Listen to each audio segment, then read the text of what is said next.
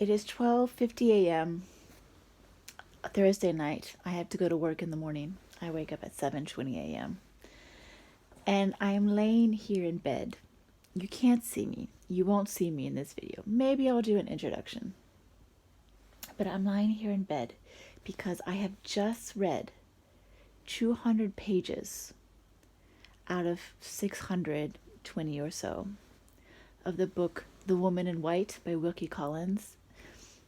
And I am obsessed.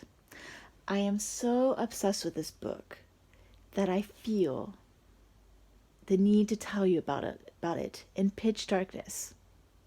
And I just don't know what to do with myself. I'm telling you, I started this book Monday evening, and ever since then, there has been a tension in my reading where I cannot stop thinking about the book. I have been reading it at lunch, at work, and I have been desiring to just ignore the fact that I am employed so that I can keep turning the pages and keep finding out what goes on. And I find myself while working thinking about the pages that I have just read.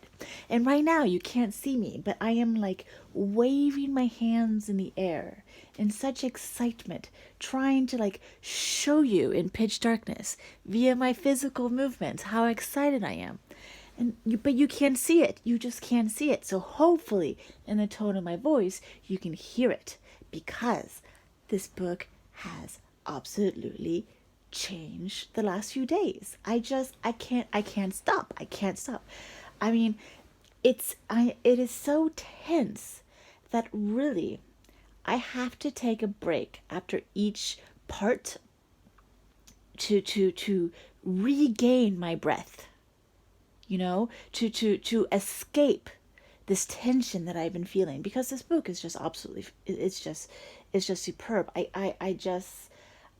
I want to know more, and I am properly taking breaks because it's necessary. It's just Wilkie Collins has done something that is just it's fantastic. Wilkie Collins, and I don't remember if Wilkie Collins is a man or a woman. I believe it's a man. But he has just created this world that I am so invested in, and I can't take my eyes off of. And he's done it with a sense of humor that is just perfection. But like, don't think it's a comedy. It's not a comedy. It's just that every character is so well defined. I mean, they have their own personality, their own backstory, their own emotions, their own motivations, their own anxieties, their own sense of humor, their wit, their everything. And it's just done in just this most masterful way. And I'm absolutely obsessed. And I should tell you what this is about. But the thing about classics, or at least books like this, is that I really like to go into them blind. And really, I think it'd be a disservice to tell you what the book is about. But if you insist, I will tell you, at least to get you at least to the level where I'm at. So basically, the Woman in White is basically about, we have our main character who has just, with the help of his friend, been engaged to become a drawing master in this home outside of London. Drawing master mean he is to become a tutor of drawing to the two young women of the home. And upon the eve of his leaving for this home, he has gone to visit his mother and his sister at their home, to give his parting greetings. And around in the evening, instead of going straight home, he decides to take a detour back to London. And shortly past midnight, in the dark night, on a lonely road with no one around, he encounters a woman in white. And she asks him for aid to go back to London. He assures her that he will help her and that no harm will come upon her, because obviously he is a lone man, she is a lone woman. Obviously a woman might be frightened. But he is proper and true to his word, and he brings her to London. But their conversation at that night is full of intrigue, and she thanks him and is very grateful to our protagonist, because she says that he has saved her. How, she doesn't specifically state, but there's a lot of implication, there's a lot of nuance, and they have a conversation where she asks these very intriguing questions, but that are just full of mystery, and they just can't be explained. And the thing is, they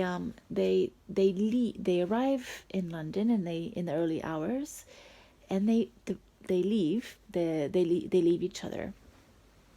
And upon her departure, as she has entered a carriage, two men in another carriage have entered London and stop a policeman who is walking in the street and ask the policeman if they have seen a woman wearing white enter the town. And the policeman says no. And the two men state that if the policeman were to spot her, to immediately contact them, because she has recently escaped an asylum. And our main character, overhears this. And in a few hours, he leaves for the home outside of London, which it turns out, and she relates this on their walk, that she has a connection to this home. So our main character leaves for the home to become a tutor for young ladies, of which he is now connected by this woman in white, who is connected to the home, who is connected to the women, and we follow the story, and it's just so full of tension that once again, my arms in the air, and you can't see me, you can't see my hands, but they are in the air, and I am just thinking about going to work tomorrow, where I will finally hit lunch and I will be able to continue with the story. Because here's the thing about the story, and that it's so genius, is that we have narrators, but we only have narrators who are explicitly present in the moment of the story when the story has taken place. So our first narration is from our main character. He gives his story of his time at the house. Then the next part is given by a lawyer and his experience with what he has experienced. And then we are followed by one of the sisters, and the narration is told from her diary, and it continues and it continues. And I have just finished the part with her diary, and we are entering a new like season of the book. And that's it. I need to continue, but first I need to go to bed. So those are my ramblings. It's in the pitch of darkness. It's probably 1 a.m. now that I finished this video. In any case, I will see you next time. You will maybe see me next time. Hopefully there will be some image. And that's where I leave you. Thank you for watching. See you in the next video. Bye.